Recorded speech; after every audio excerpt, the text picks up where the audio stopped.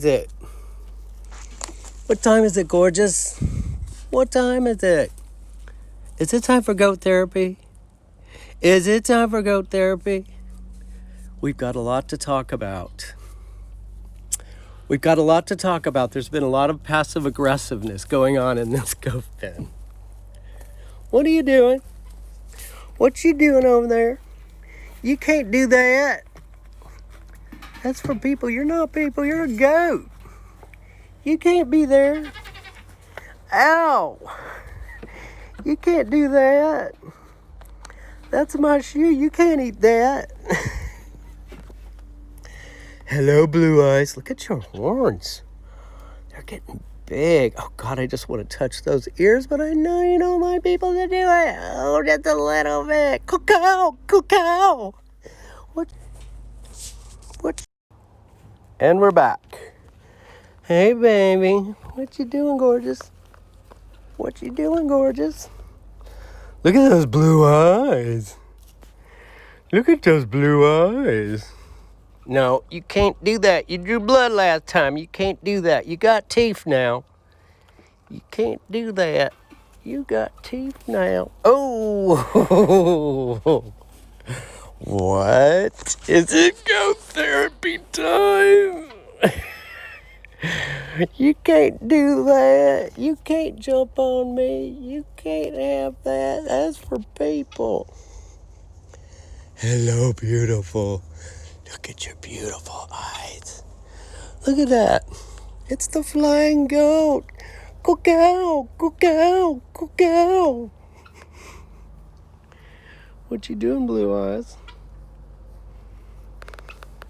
Hey, you can't do that. Don't eat that. That's for me walking. You can't do that. I ain't gonna have no shoes. I ain't gonna have no shoes. What y'all doing? What y'all doing up there? What y'all doing? This and that and the other one.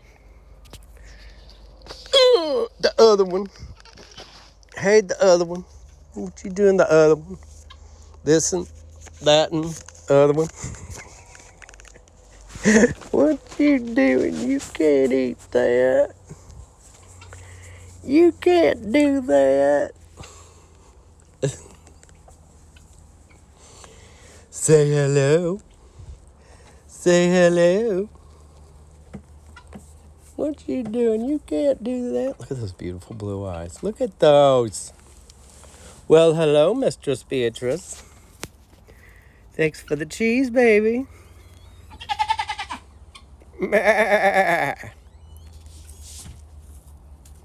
Whoa! Oh my God! What you doing down there? You can't do that. You're gonna draw blood again.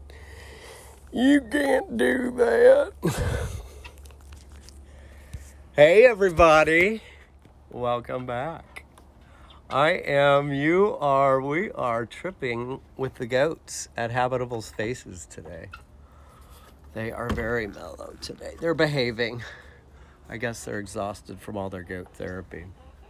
Anyway, today, Pastafarian Allison, is going to be teaching us how to make pumpkin ravioli with goat cheese. And we're getting the ravioli machine out, which I'm really excited about. So we're going to move on in, say hello, and start, bye y'all, the ravioli process. Lots of goat milk ingredient making stuff these days because they're really putting out a lot of milk. And there's limited refrigerator space and manpower here. Ow! So they have to go through it quick in order to get it edible and refrigeratable. Excuse me, city chicken. All right, and here we are. Pastafari! Pastafari! Look at all these great ingredients here. Yes. Gorgeous. All right, let me get in the shot here. We're going to try one with me. Hi. Hi, y'all. This is Allison Heinemeyer, co-director of Habitable Spaces, and we're going to be making pumpkin ravioli with goat cheese today. Yes. All right.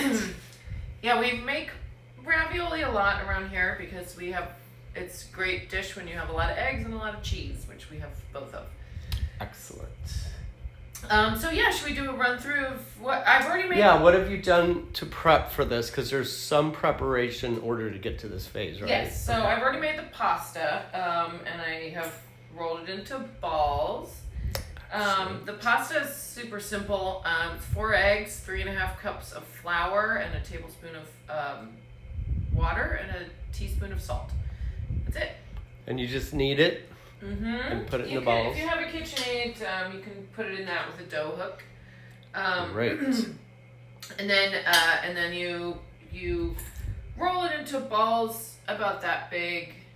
And then I usually press the balls out into a disc, kind of like this.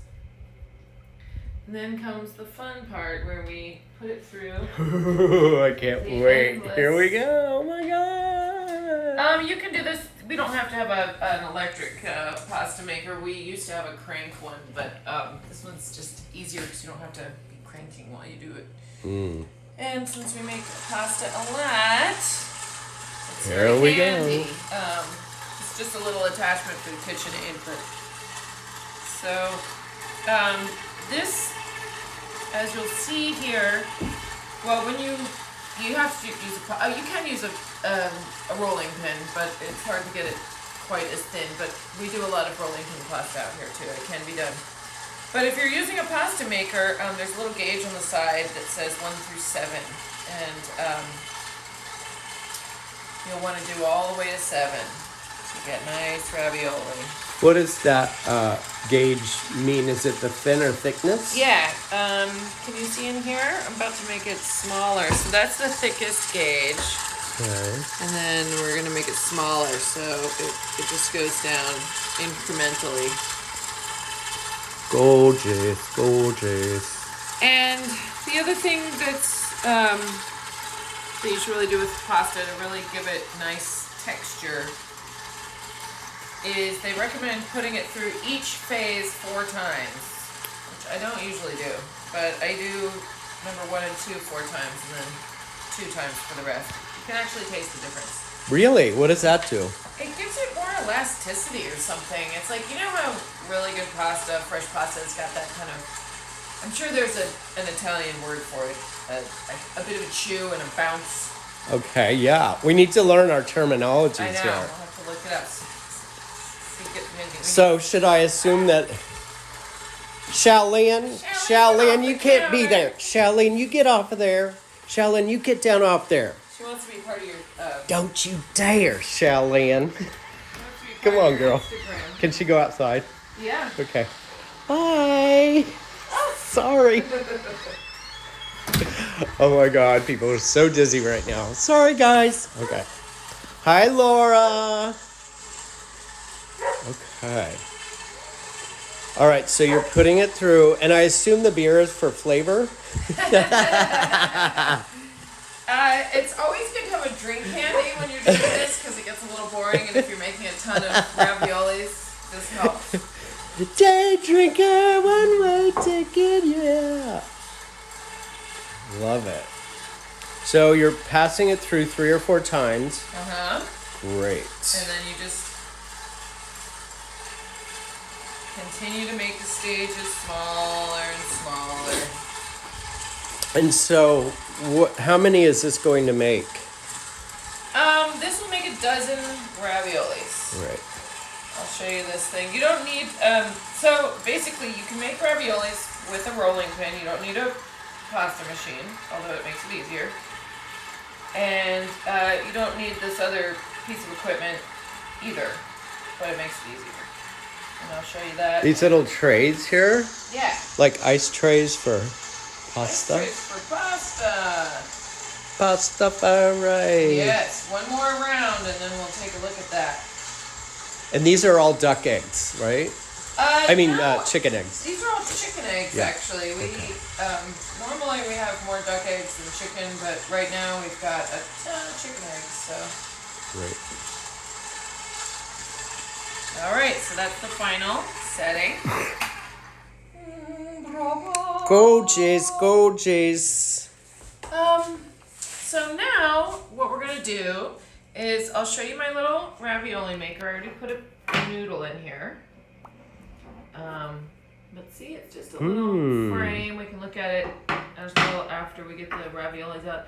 And then this, and all of this is doing is making an indent in your pasta. Oh. That's all it does. It's a down, not an up. Yeah, so it's a super simple tool, this whole thing, but I find it makes ravioli make it a little easier. And now here's our filling. This is pumpkin, sage, and ricotta, salt, pepper. Yum. That's it. Everything we grew here. Oh, I've had them before, and they are fabulous. So, yeah, you just, with that little indent feature, fill your pastas up. I was thinking, man, I should start selling these, but, you know, it only takes one round of doing them to realize that. It's a lot of labor. You have to sell them for $50. Yeah. Wouldn't be worth it. But they're fun to make. So the cheese is already in there then? Yes. Okay. This is ricotta that we actually just made today. It's really good. I just had a bite and it's fabulous. So good. And the cool thing about ricotta is it's a very thrifty cheese. You can make ricotta just straight up out of milk, but you can also make it out of the whey. So after you make your cheese, there's all this whey left over, and especially with Alpine cheeses, which I just made 2 Alpine cheeses. Alpine cheeses are like Swiss cheeses. So I just made 2 of those. This tome is what it's called, and we had 10 gallons of whey left over, and that yielded like 2 of these. Amazing. So we made 2 5-pound cheeses and then a ton of ricotta. Just from the whey, huh? Yeah. That's amazing. I know. All right, so we got our filling in. Now we're just gonna put this noodle on top. This stuff also kind of stretches, so if it doesn't, my dogs want in, but they're La not. Linda 15 said, I would eat all the filling. It's that good. It is really good.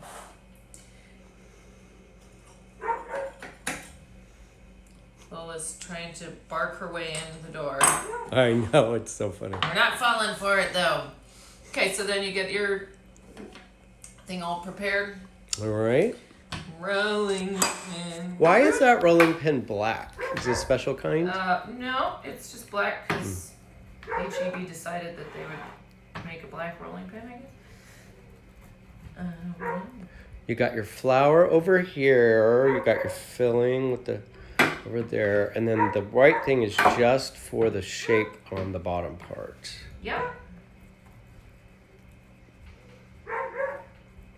God, Lola's really mad at me. You see how we get bossed around by our animals out here? They rule the roost. Ridiculous. All right, yeah, this is just a tray to put them in. So now we've rolling pinned our raviolis together. And we can take them out of their mold. Excellent. Looking good.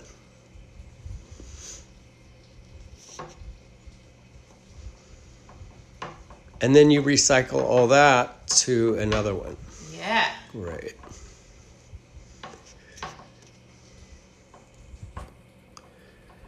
So can you give people advice if they've never done this before on pasta makers or things that you've learned that you need to do differently in your in the evolution? Yeah. Well, the classic pasta maker is the hand crank one, which we have a couple of. You can't wash the interior though, so I think somebody made the mistake of washing them and they got all rusty. Uh-oh. I turned to this just because, it's such an elaborate way to make dinner, and we usually have a ton of people around here for dinner, so, Yeah. speeds things up. Quicker. This is actually really good. The KitchenAid, don't get the KitchenAid ZD maker though, it's terrible. It takes forever. I got all excited about making ziti and other pastas, and yeah, it doesn't work very well. But this one works great. So, yeah, now that you've rolled your pasta, it's a little tricky to get them out of these forms, but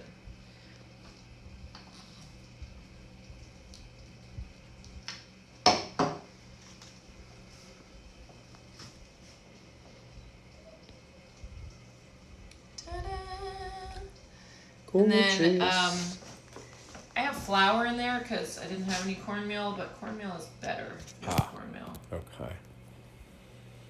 Look at that. Beautiful. And the next step in the process is what? You put the pan in the oven? Is that how it works? No, we boil them. Boil them? Yeah. That shows you how much I know. Sorry. You could probably do baked raviolis or deep fried, but normally they're just boiled. Yeah. So that's as simple as can be. All right. So everybody's going to go out and make their own ravioli now. And where, so the ingredients came from where? You've got the goat cheese from here. Goat cheese from here. Are pumpkins in season yet? This one was from, they are actually again, but this one was from our spring garden. Oh, great. And, oh my God, my poor suffering I know, dog. I wish I could. Ridiculous. I guess I might have to figure it out when we get a break. And what else? Eggs from the farm. So Great. I think the only thing that's not from the farm is flour. Excellent.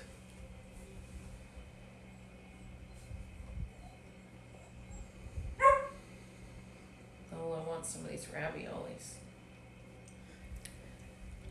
Yeah. All right. Are we at a good stopping point? I think so. Okay. Yeah. Great. Okay. So next steps, just once again, we've go through the whole process again, just to kind of recap. Okay, so you make your dough. Yep. Dough is 4 eggs, 3.5 cups of flour, a teaspoon of salt, and a tablespoon of water. So not a lot of water in there. And then once you do that, roll it into balls about this size. Mm-hmm. And then you're gonna flatten that ball into a disc. Okay. Put it through your ravioli maker, your pasta maker. Mm-hmm. And then once you do that, here I'll showing off the form here. Yeah. So you do have to have a form, or it's highly You don't recommended. necessarily have to have a form. It makes it easier to get the stuffing because it has these holes. Mm-hmm. So you can indent it and then the stuffing goes down and then it doesn't squirt all over the place. Because the hard part about not having a form is this keeping the stuffing inside the form. Great. No leaks. Yeah, no leaks. All right. So put it in there, and then But you. yeah, all the form is, and they sell these everywhere. It's just a metal thing with these cut the ravioli and then a press. Excellent. Good, good. For the bottom layer, and then you stuff each one of the pockets, and then put the upper layer on flat. And then you rolling pin it. And roll it. Yeah. All right. Pretty simple. All right. Well, there you have it, There you kids. have it. In a nutshell. Thank you, Allison. And tune in. If you have any questions, let us know. I'm at Tripping with Trip on Instagram, as you know. They are habitablespaces.org, and you can find these cycled on their Instagram as well. And podcast coming up, trippingwithtrip.com. Yes. It's all about homesteading at the farm. Bye, y'all. Bye.